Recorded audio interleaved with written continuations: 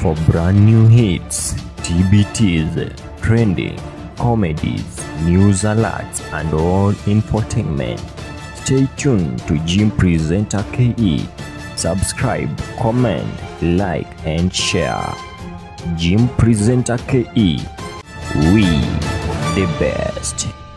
Penzi mikuriko chochote nikimpata kwa kupendana naye. Subiri nikupe nena swali chokipiga ama aliyekipiga hiki kibao, yani kurahisishia mambo maze, subiri tu. Anyway, mambo vipi watu wa Ndizi Jim Presenter KE, once again karibu sana kwa YouTube channel yetu. Lakini kwanza kabisa umesubscribe kama bado, na kusii tuweze kusubscribe kwa channel yetu ya Jim Presenter KE, ile kumesha itakuwa fresh amazing tena zaidi. Pendo na support mambo fresh ambazo zinafanya vizuri kwenye game, yani mpya kabisa, zile ambazo zimetokelezea tu na zile tu ambazo zina expect kutolewa. So guys, kuna kibao ambacho kimetoka kama mwezi mmoja hivi, mwezi katika 1 month ago, na kinafanya amazing tena zaidi, kinafanya fresh tena zaidi, na ni kibao ambacho kiko na dakika 3 na sekunde 16 only. Bana, yani kibao pale kwenye mtandao wa TikTok kinafanya amazing, kama pale tu kwenye YouTube kiko fresh tena zaidi, yani kishachukuliwa vizuri tena sana. Bado ni audio tu ambayo iko pale kwenye mtandao wa YouTube, video bado haijatokelezea, lakini maybe anytime from now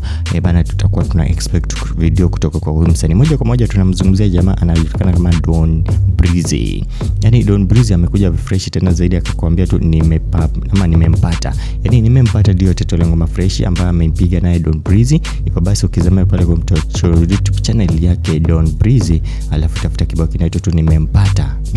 Utakuwa unakutana na that amazing song, utakuwa na enjoy amazing tena zaidi, alafu utakuwa na burudika sana. This is Jim Presenter KE.